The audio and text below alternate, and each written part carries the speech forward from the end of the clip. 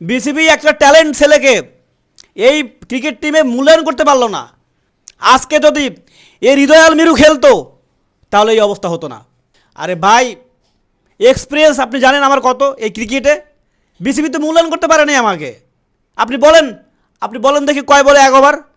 হ্যাঁ, 6 বলে হয় নাই, 1 বলে 1 ওভার। কারণ একটা ওভার বল করতে একটা বলে লাগে, বুঝছেন আমার লেভেল। আবার শুনেন, ক্রিকেটে আমার এমন এক্সপিরিয়েন্স, একদিন একটা ম্যাচে 1 বলে 10 রান লাগে। আমি সেই ম্যাচে 1 বলে 10 রান নিছি, কোনো ওয়াইড হয় নাই, কোনো নো হয় নাই, কোনো ফ্রি হিট হয় নাই, তবু আমি 1 বলে 10 রান এই মিরু নিছে। বিসিবি আমাকে মূল্যায়ন করতে পারে নাই। ওই ম্যাচে যখন বলটা করছে, আমি বলটা ব্যাট দিয়ে এমন মার মারছি, ওই বল 2 ভাগ হয়ে 1 ভাগ উড়ে গিয়ে গ্যালারিতে পড়ছে, আর 1 ভাগ গড়ায় গড়ায় গিয়ে 4 হয়েছে। ব্যাস, 6-10 ম্যাচ উইন। সেই লেভেলের ব্যাটসম্যান আমি। আমাকে বিসিবি মূল্যায়ন করতে পারলো না আজ পর্যন্ত।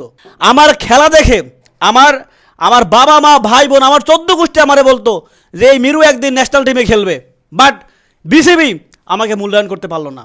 আমি এখন পর্যন্ত নট আউট, এখন পর্যন্ত কোনো বলার আমাকে আউট করতে পারে নাই মাঠের মধ্যে।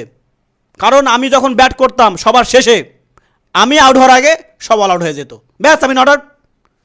বিসিবি আমার মূল্যায়ন করতে পারলো না। কেমনে জিতবে এই বাংলাদেশ ক্রিকেট টিম?